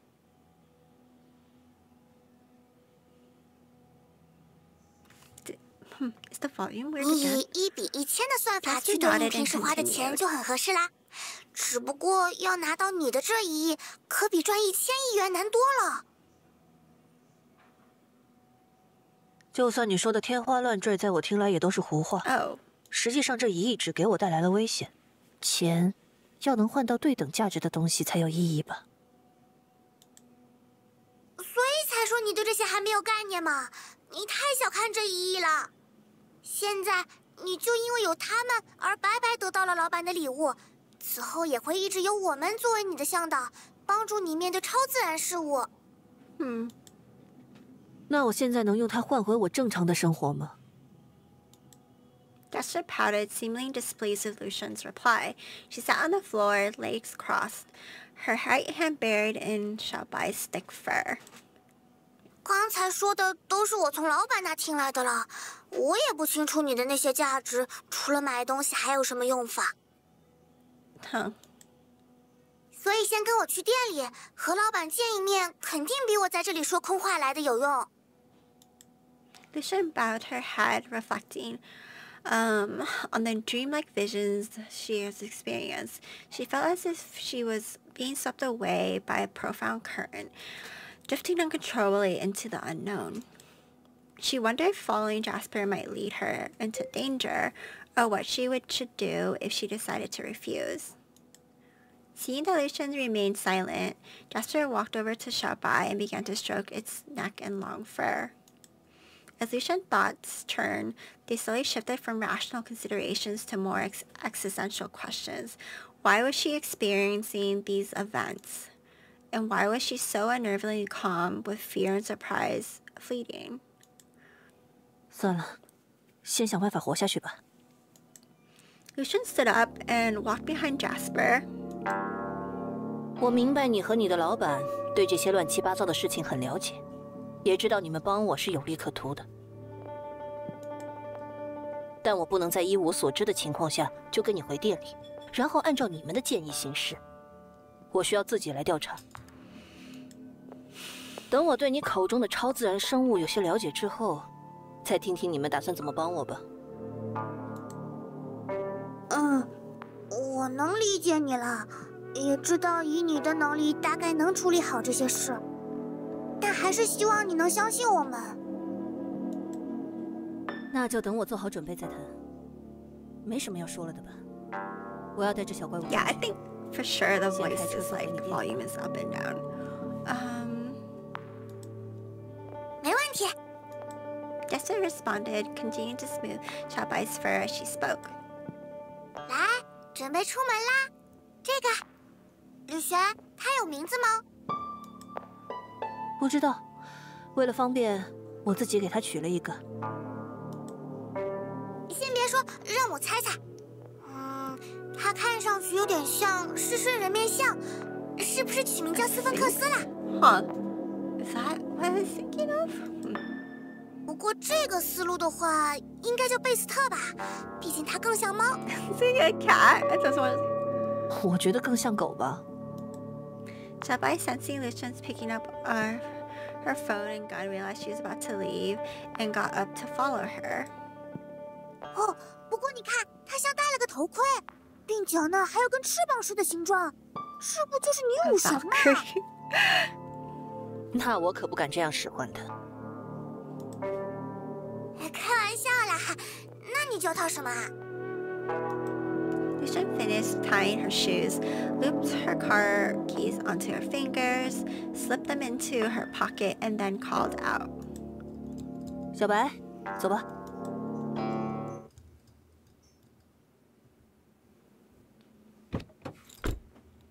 Lucian followed the directions on the navigation app to the location Jasper had mentioned, checking out the information and reviewed listed for the shop. It seemed to be a normal pawn shop, an antique store, which was quite different from the underground market, catering to supernatural entities she had imagined. I mean, I feel like it's probably like a front, right? Most of the time that's like in dramas and like manga and like light novels. That's always the case. As they approached a yellow traffic light, Lucian slowed the car and came to a stop, then glanced in the rear mirror. Jasper was clutching Xiaobai tightly, her expression marked by discomfort. 你帮小白把帽子戴好，别让路人看到了。That freaking... 怎么能取名叫小白？ Jasper protested, but she adjusted Xiaobai's hoodie and held him close protectively. 人家长得这么好，头上的嘴巴看起来这么凶，还有又长又壮的大尾巴。 Jasper cradled Xiaobai's tail in her arms. 居然叫她小白，也太随便啦！ Lucian understood that the name might not seem appropriate, but she couldn't think of a better one. 小白挺喜欢的，就这样吧。 Just as Jasper was about to protest, Lucian quickly interrupted, preferring not to get into an argument with a child. 虽然看起来好像是我在养着他，但我只要看到小白张嘴就会觉得很不舒服。但你就很喜欢这些超自然生物吧？为什么？会吗？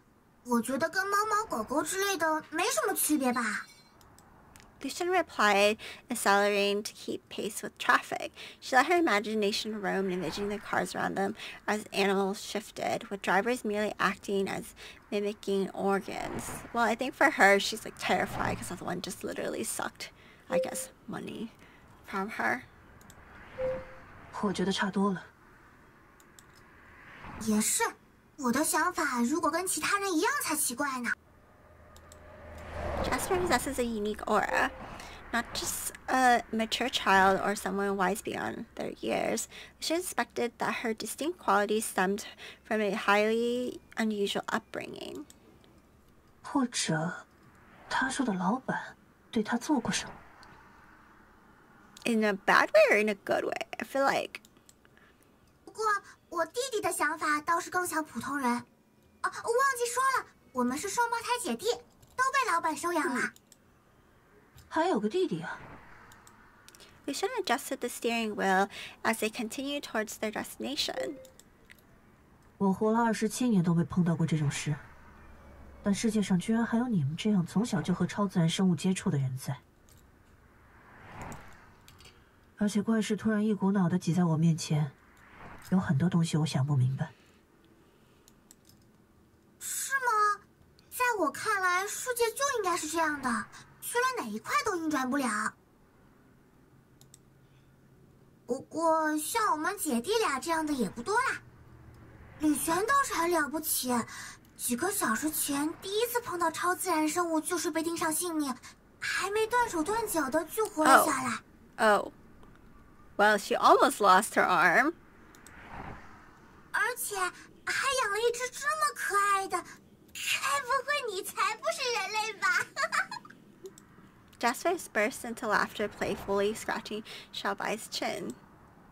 他好像很清楚我碰上枯木怪物的情况，却没提过我醒来之前发生过什么。别想这么多啦！见到老板之后，肯定能得到帮助的。就冲我们俩的名字里有一个字相同，老板就会对你很好啦。你这种想法倒是像个孩子。 Jasper shook her head playfully, thinking to herself that she indeed was still a child.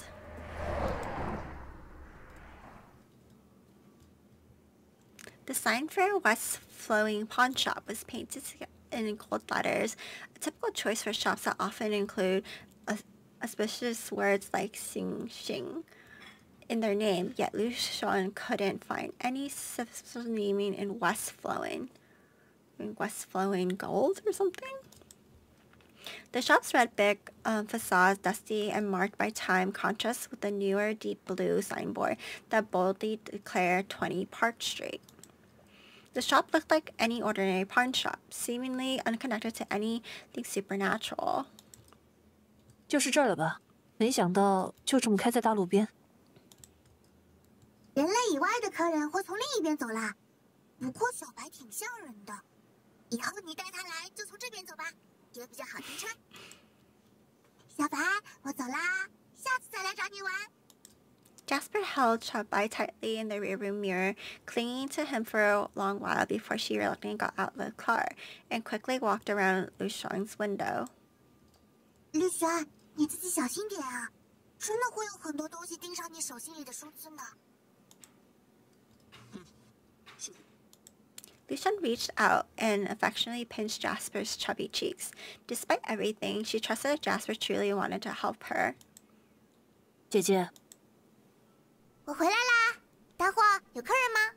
Lucian found herself at a loss to guess Jasper's brother's name. 丹霍，你好。Jesus, why is her voice so weird? 我知道你是谁，看你也没打算下车，是不相信我们吧？ Is this sharp ass talk? 那就赶紧把车开走，没看到有辆车过来了吗？丹霍，态度别这么差嘛。没关系，他是嫉妒我和他姐姐关系这么好。Zima gave Lucian a skeptical look. Batsy mentioned a luxury car was indeed pulling up and coming to a stop ahead. The driver quickly unbuckled his seat as a high school-age girl emerged from the black seat, spoke briefly with the driver, then headed towards the west-flowing pawn shop.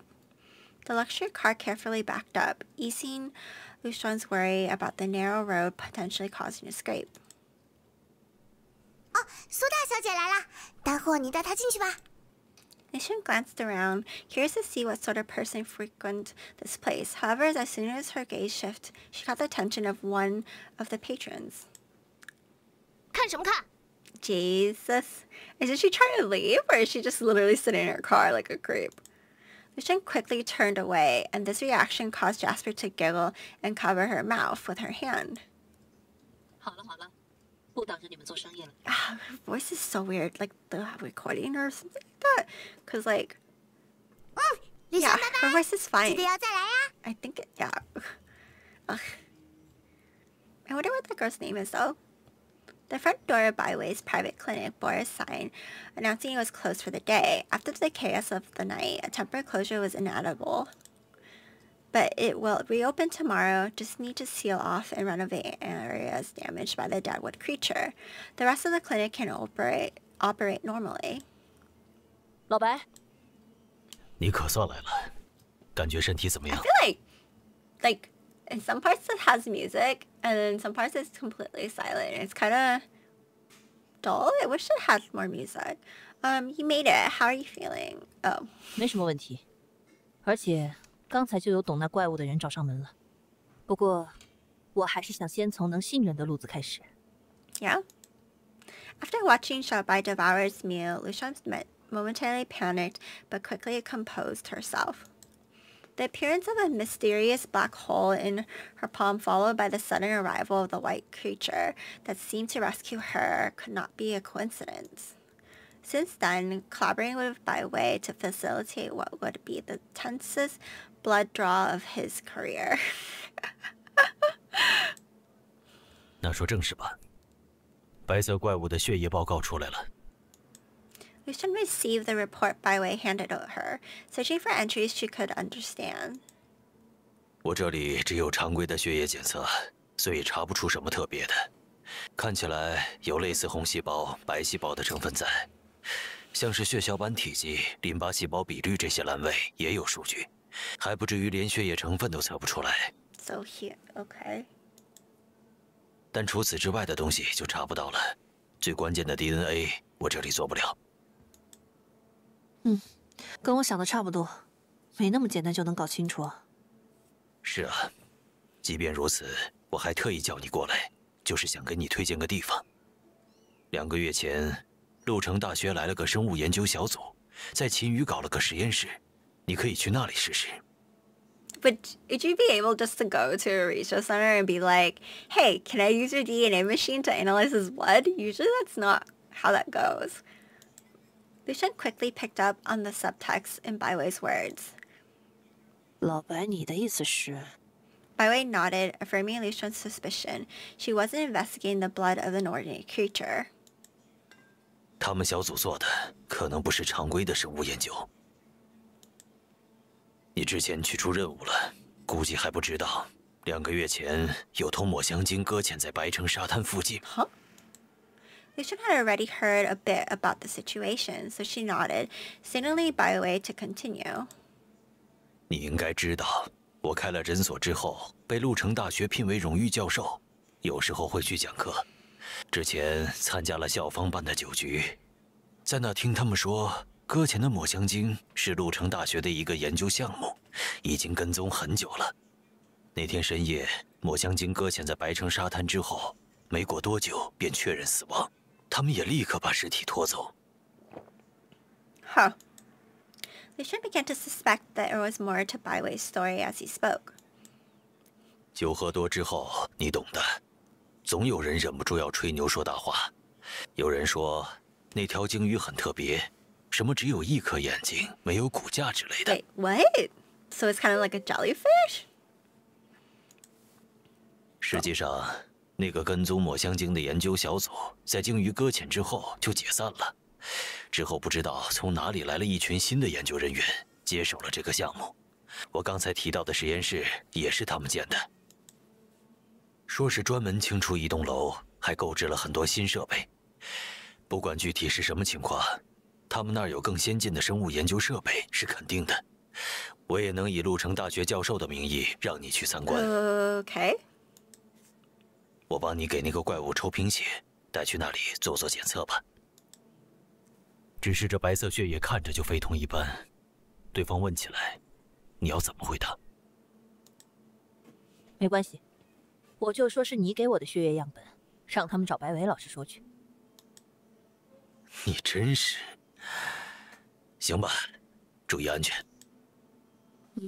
不过 Shan crossed her arms and asked teasingly, 老白，你知道我给小怪物取了个名字吧？干嘛不用那个名字称呼它？一直说白色怪物听起来很别扭。Baiwei, while writing a letter of introduction, shook his head. 你叫我老白，然后那东西叫做小白，岂不是搞得像我生的？这才叫别扭。会吗？我觉得叫起来很可爱。你们小女生的喜好就别套给我了。After handing the letter of introduction to Liu Shui, Baiwei offered some final advice on how to care for the wound and watched her leave the clinic. Liu Shan returned to her car, her mind filled with potential destinations but unsure where to go first. 想去晴雨的话，要先把小白送回家里，还要叫个快递把血袋先送过去，不然安检。Suddenly her phone vibrated in her pocket, snapping her out of her thoughts. Liu Shan, Jasper gave me your phone number. She said, you can help me solve a problem. Wait, was that the girl that just walked by and said, like, why are you staring at us? Because we haven't met, Su Lingxi yet. Did we? Am I forgetting people? I don't think so. I will pay. I can help you investigate the black hole on your hand. Oh my god, does everyone know about it? Like, what? Who are you? I'm Su Lingxi. Send me a photo of you if you want to help me. What the? What? Shouldn't you send a photo of yourself so you're not the creep? Like, what? After reading the message, Liu Shan had a good idea who Su Lingxi was, and she realized Jasper's intention for taking her to the store to meet her. Without much hesitation, she activated her phone's front camera. Oh, she really is taking a photo. Why? She lifted her chin to make her face look smaller, slightly tilted her. Yay, selfie! And pressed the shutter button. At that moment, Xiaobai looked up, also getting captured in the photo. Oh. Yeah, it is the rich girl. Okay, go to the Golden Cam building when you're ready. That's the shiny building on the Hushan district, you know? Yeah. Text me after your arrival. Okay, right. 苏大小姐，对吧？ Okay, the main story's objective will always appear at the top left. And then map, when something new is unlocked, updating your phone or pop will pop here. Okay. Oh, I see. Shop to unlock. Click here to open your phone. Mainline closely. The subplots are the story's content illusion and other character experience together. In each story, we update the main story's progress and can continue until the end of the story. Below is the current description of the goal of the current story. Oh. Okay, so this, if we wanted to go here, we do this. And then if we wanted to go with Lucian, we go with here. The bubbles on the map are called strangers and strange things. And they have nothing to do with the main story. The short stories of the people of the Harrow City will be updated as the main story progresses, or some hidden conditions are upgraded, and the unread strange things will not be overwritten. Okay. So that's her main story. I want to see. So she is journal. So pawn shop, golden. So that's, yeah, it's a side quest. Okay. I think I'm gonna end the video here. I enjoyed it so far. I wish there was more music in the background where it's like some parts are just completely silent and it's kind of like, oh, okay. But and like the volume for me at some points for the voice when they're talking, especially for Lucia, it's kind of off, but everyone else is fine. I don't know, maybe it's just me. Yeah, I am looking forward to know more about Xiao Bai, and I also am curious how everyone knows about her, like, hole in her hand, because that's so strange. And is there something going around, like, making everyone forget stuff? But, okay, oh, also, I wanted to thank 2P Games again. Go and play this game for yourself. Okay, bye!